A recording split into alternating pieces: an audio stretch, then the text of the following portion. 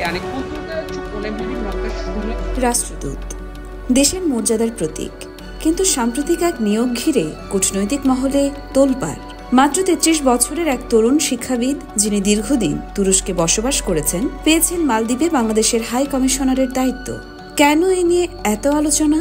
রাজনৈতিক বিবেচনায় প্রাপ্তবয়স্ক যে কাউকে রাষ্ট্রদূত হিসেবে নিয়োগ দিতে পারে সরকার। বিদায়ী শেখ হাসিনা সরকারের আমলে প্রশ্নবিদ্ধ একাধিক নিয়োগ হয়েছে। অনেক ক্ষেত্রে বিদায়ী সরকারের আমলে মাখন খাওয়া লোকজন এই আমলেও সুবিধা পাচ্ছেন বলে অভিযোগ উঠেছে। অর্থনৈতিক লেনদেনের কথাও চাউর আছে। বিশেষ করে মালদ্বীপে বাংলাদেশের রাষ্ট্রদূত পদে সম্প্রতি যে নিয়োগ হয়েছে তা নিয়ে গুঞ্জন চরমে। ডক্টর মোহাম্মদ নাজমুল ইসলাম, জন্ম ১৯৯২ সালে, নোয়াখালীর সন্তান। ঢাকা বিশ্ববিদ্যালয় থেকে স্নাতকোত্তর, তারপর তুরস্কের ইলদিরিম বেয়াজিট ইউনিভার্সিটি থেকে পিএইচডি। বর্তমানে সেখানকার সহযোগী অধ্যাপক, পাশাপাশি তুরস্ক পার্লামেন্টে উপদেষ্টা হিসেবেও ছিলেন। কিন্তু এখানেই মূল প্রশ্ন, এতদিন তিনি তুরস্কের স্বার্থ দেখেছেন, এখন হঠাৎ করে বাংলাদেশের রাষ্ট্রদূত?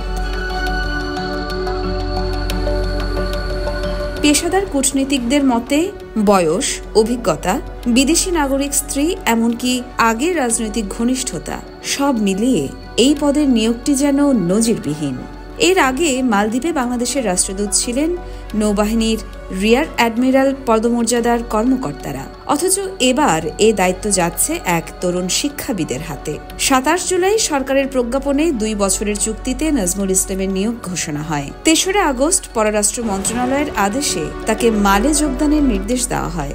সমালোচনার জবাবে নাজমুল ইসলাম জানিয়েছেন, তিনি যোগ্যতার ভিত্তিতেই এই পদ পেয়েছেন। তার স্ত্রী তুরস্কের সরকারি চাকরি ছাড়বেন, তবে নাগরিকত্ব ছাড়বেন না।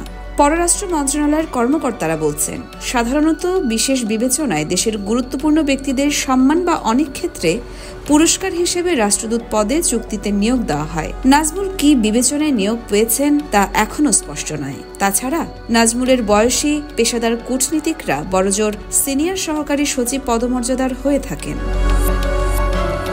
পেশাদার কূটনীতিকদের ক্ষেত্রে গ্রেড 3 পদে মহাপরিচালক, কনসাল জেনারেল, মিনিস্টার পদে 2 বছরের কাজের অভিজ্ঞতা অর্জন করার পর রাষ্ট্রদূত হিসেবে নিয়োগ দেওয়া হয়।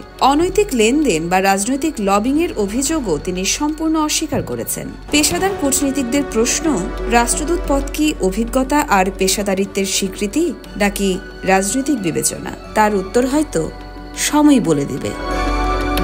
ইয়োরমা শায়ের জাহান, দেশকাল নিউজ।